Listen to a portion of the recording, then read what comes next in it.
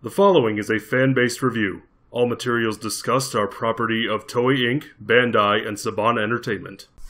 Tokutalk. Hello, everybody. It's another episode of Tokutalk. Yes, we're a lot calmer. And not angry. We could do this as an ASMR video. Don't you dare. Welcome to the Tokutalk, everybody.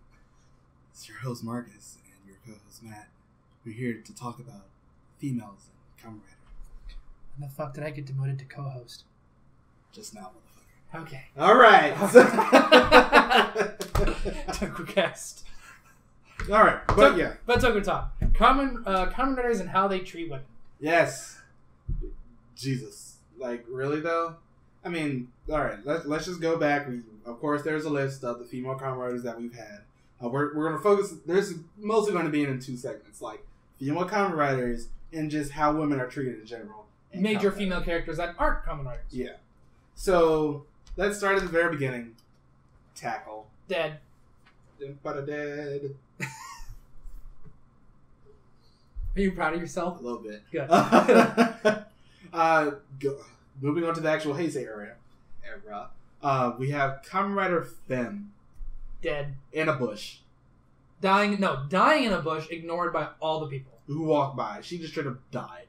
Like, that was the end of her. She died behind the first Kamen Rider in the Heisei era. What are we going to do? We're going to kill her behind a bush. No, we don't. And no, that's not an innuendo. Yeah, she was basically just another love interest. We'll talk about that in a second. In the Blade movie, we had Kamen Rider the Arc. Dead. Yeah, she got super murdered.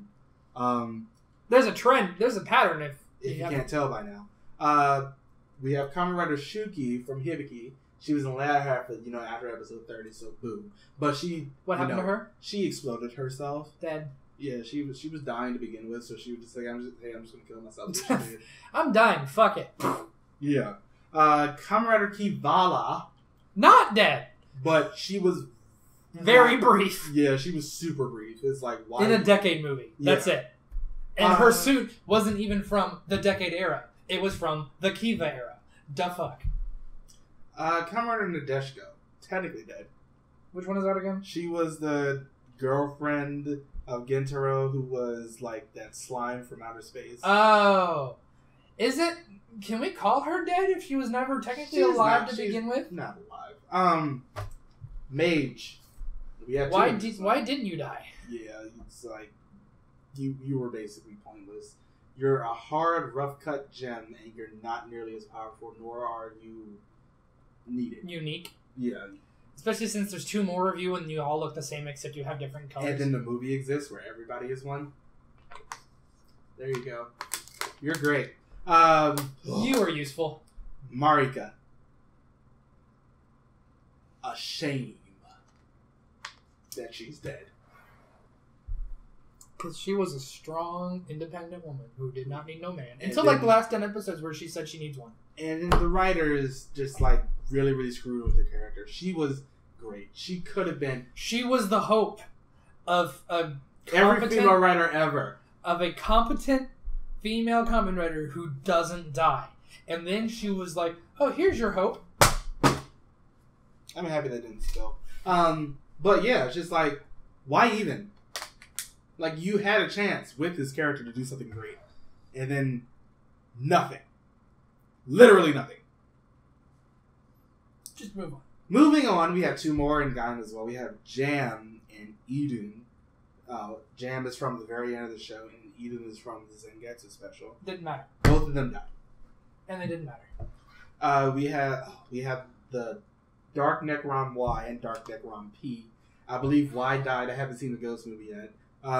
P, she was there. Literally, she was there for like 50 seconds. And then never showed up again. Why even with her character? It's like, Ghost, you know what? That's a rant for a whole, when we get to that review, it's just going to be a rant the entire fucking time. And now we have two more with Kamen Rider Poppy, who just got slapped the shit out of, by the way. And we have Nico, ride player Nico, who might end up being somewhat useful, but at the same time, she is a ride player, so she's really, really weak. But, it's just, the way that Kamen Rider treats its female characters is abhorrent. And I understand that Kamen Rider, when they're writing it, it's aiming for a different demographic. Yeah. But you also remember, that demographic that you're aiming to, which is younger boys, I get that. It does also include women in some cases. It does include women in some cases also. Think about how that's going to teach them later in life how to treat women. Oh, I can slap her because she doesn't matter because that's what my TV shows did. Or in the case of... And I'm usually not that kind of person. Yeah, it's just like... Or, they're just there for the romantic appeal or, to try to attract a male audience. But at the same time, you're still killing off these characters at the end. More often than not. And that's actually like... It's the Kamen Rider... This female Kamen Rider curse. It's called that for a very specific reason. When you have 1, 2, 3, 4, 5, 6, 7... 7 out of the writers that we just spoke about have been killed in their show. Yeah, Marika might have came back and Go Rider, but still, she didn't really end up doing much, and most of her time was spent around Kaito. Once again, it's really, really disappointing just how they end up treating their female characters. It's like, we have Yuki from Forza, where yeah, she might have had an arc, but she was a very annoying character. And which is sad, because at first she wasn't. At first, she was the character that was teaching Forza how to be Forza. Yeah. And then, so she was very useful, and all of a sudden, she just became that background character who kept mimicking Forza. Or that super high annoying voice. And then her actors joined the cult, so, there's that. We have to end up talking about, like, the big one I'm having a problem with is on the show, because, we end up having characters like the girl from O's, who was super strong, and that was a perfectly fine character trait. You end up having characters like, Sabakami from Kuga, right?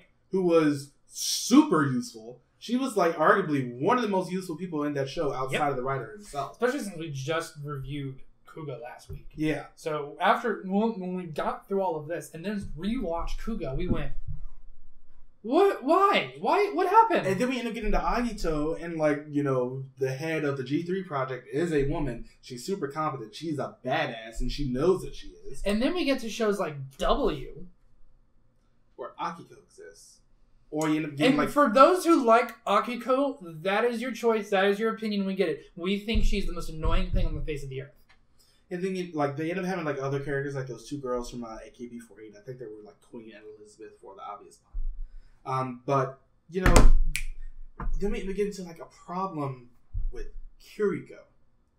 Remember at the beginning of Drive, she was, she didn't really end up smiling. She was always wanting to kick somebody's ass. Usually she was the serious one when Drive wasn't. Until Drive was serious. That way she can then step back. But at the same time, it's like they took everything that made her a really good female character at the beginning and just threw it out the window in the concept of a romance. And that's terrible. I hated what they did to her. They made her literally a damsel in distress more often than not in the latter half of the show. That was the especially when they gave her special bullets and then the special thing to put on her shoe so she could actually kick the monsters. Yeah. And then still damsel in distress for Drive and Mach. You show her to be extremely athletic, a competent fighter, and then a good cop. And then nothing happens with her. You treat her as a reward. That fucking infuriates me. I hate what they do to women like that. It's just you legitimately just gave her to Shinosuke at the end of the show in the Ghost and Drive movie, and they basically just end up getting married. I'm sitting here you had a chance to do something with a character who wasn't a Kamen Rider to make her something more than just a romance at the end of the show. And the thing is that you can do romance. Which is fine. Because the sad thing is, that's not the worst romance we've ever gotten in Kamen Rider. It's not. That honor goes to Kiba. But... yeah, it does. But, especially since she was competent. And that's another thing. She was his partner. Not just in a romantic way, but as a cop. They were partners. He knew that if he can't do it, she'll either be there to help him get through it, or she'll do it just to do it. So try her hardest to do it herself. Yeah, she might get injured, but this is something that she to the point where she wanted to be Drive.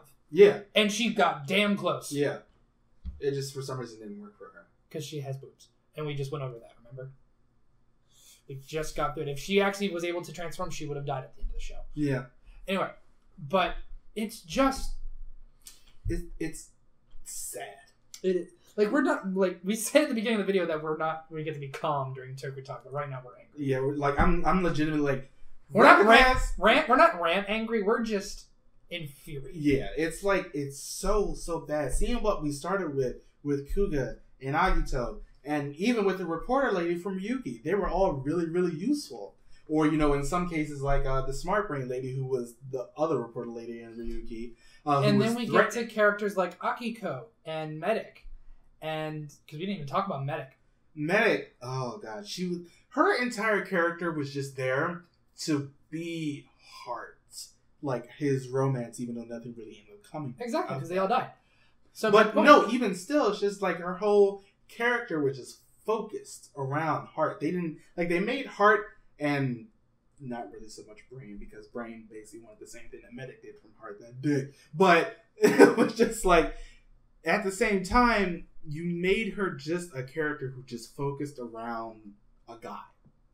Like, nothing after that point really ended up mattering about her. Like, they subverted that with Marika because they didn't really end up telling us that her entire character focused around a guy until almost the end of the show. And then it was just like, I really ended up losing a lot of respect for these characters. Like, Medic could have been a lot more threatening. Like, she sort of was, but then at the same time, she was just like, Harto-sama the entire time. And then you end up getting someone like Kiriko. And then it's just like, we end up getting these characters that end up having a lot more... Now, I'll give it this. The one we have now in X8 doesn't, as far as I'm aware, because I'm not caught up on X8, she does not revolve around a guy. Yeah. But she becomes her own writer. But one person we didn't mention? The girl from Ghost. Fair enough. She was good. She was okay. She was the only thing I liked about that show. The problem with the one in Ghost is that it took a little bit to get there. Yeah. Because right at the beginning, she was just that annoying character who fought with the bald monk. Of science versus supernatural, we don't care. But then it's just she started making shit. Yeah, and then she was just like one of the most useful characters, like really the most useful character in that show. Made a fucking vacuum cleaner that can help us see the ghosts too. Yeah. Good! So... And then she's like she's constantly inventing things. Like, I really like what they did even if she needed help from old man. Yeah. But then it's just like, I don't know, it's like they tried to make up for what they did with Kiriko because they didn't make her, the love interest at the end of the show. They made her... Thank Christ. They literally let her be her own character. That's a really, really good thing. And I'm hoping that they end up doing the same thing with X8. Like, the only problem I have with X8 and the thing I'm most worried about is the fact that the game that Poppy is based off of is a dating simulator. Yeah. Which is what we were all worried about when this show started. Yeah. And then she has the split personality thing between the game character and the nurse. And we like the nurse.